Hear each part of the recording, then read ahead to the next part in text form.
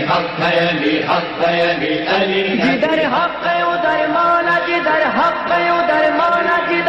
مختلف مناسبتوں سے خصوصاً ایصال ثواب جسوں میں امیر المومنین علیہ الصلوۃ والسلام کا یہ فرمان آپ کی خدمت میں عرض کر چکا ہوں کہ جب کسی نے پوچھا یا امیر المومنین موت سے لوگ کیوں ڈرتے ہیں، تو آپ نے فرمایا اس کی وجہ یہ ہے کہ انہوں نے موت کی تیاری نہیں، جس نے موت کی تیاری کی ہوتی ہے اس کو موت کا کوئی خوف نہیں ہوتا، اور صرف یہ نہیں کہ موت کا وہ خوف نہیں رکھتا، وہ موت کے لیے بے تاب رہتا ہے۔ اور جب عرض کیا گیا مل استعداد للموت، موت کی تیاری کا کیا طریقہ ہے، 3 عمل بتائے۔ جو شخص یہ 3 کام کرے وہ اس کے دل سے موت کا خوف جاتا رہے گا، بلکہ وہ موت کے لیے بے تاب رہے گا۔ مل استعداد للموت، تین اعمال کا نام لیا ہے۔ ایک ہی عمل کسی کے لیے آسان ہوتا ہے، کسی کے لیے مشکل ہوتا ہے۔ ایک آدمی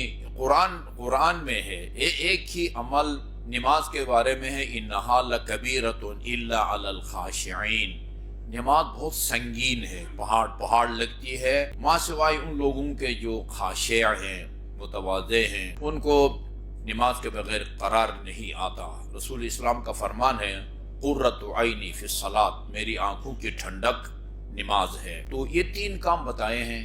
3 کام، نمبر 1 ادا الفرائض، 1 واجبات کو بجا لانا، واجتناب المحارم، حرام کاموں سے پرہیز۔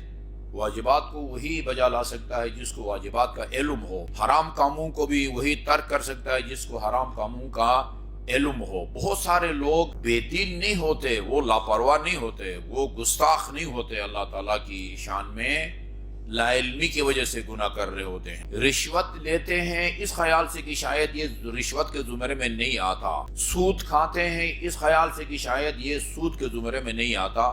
کچھ چیزوں کے بارے میں پتہ ہے یہ سود ہے اور ہے بھی، کچھ چیزوں کے بارے میں وہ سمجھتے ہیں کہ یہ سود نہیں ہے جبکہ وہ سود ہوتا ہے۔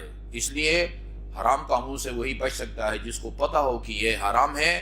نمبر 3 آپ اندازہ لگائیے، جس اہمیت کے ساتھ واجبات کو بجا لانے کا حکم دیا ہے، مثال کے طور پر 5 وقت کی نماز یا رمضان مبارک کے روزے، یا حرام کاموں کا ذکر کیا ہے، سود کھانا، نفس محترمہ کا خون بہانا وغیرہ وغیرہ، اسی اہمیت کے ساتھ واکتساب المکارم، اخلاق حسنہ سے آراستہ ہو۔ یہ اذا فعلت ذلك، یہ 3 کام اگر کر لو، جو بھی یہ 3 کام کرے گا، فلا یبالی وقع علی الموت او وقع علیہ الموت، پھر اس کو پرواہ نہیں ہونی چاہیے کہ وہ موت کے اوپر گرتا ہے یا موت اس کے اوپر آ کے گرتی ہے۔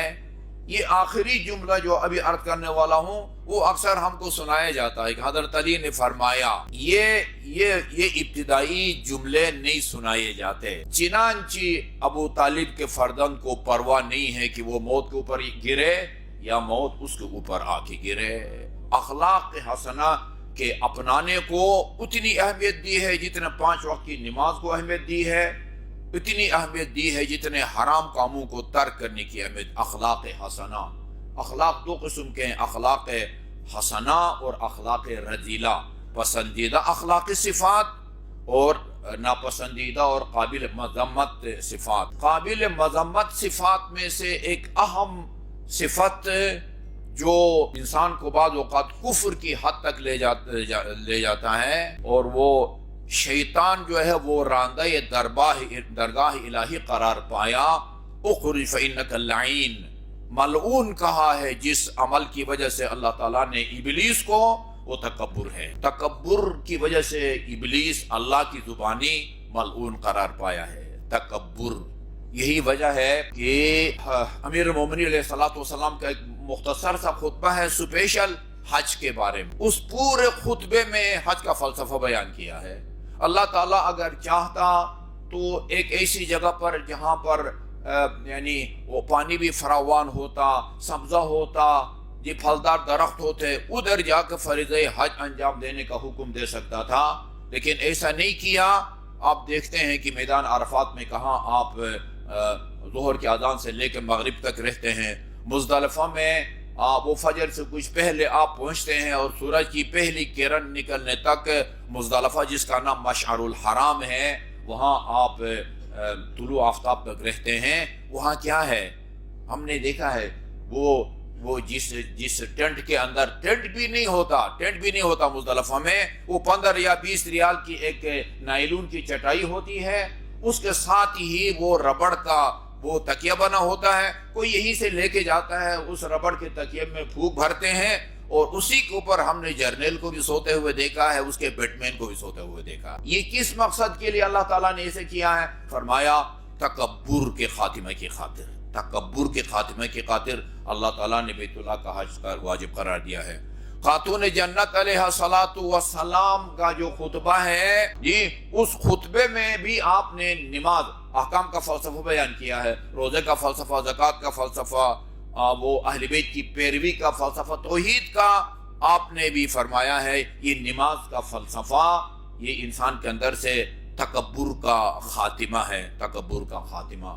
جب نماز کا حکم آیا لوگوں نے ان حضرت سے پوچھے نماز پڑھنے کے کیا طریقہ ہے؟ یہ تکبیرۃ احرام کہو, پھر اتنا جو ہے وہ جھکو, پھر سجدہ کرنا ہے اور اپنی جبین کو پیشانی کو خاک پر رکھنا ہے.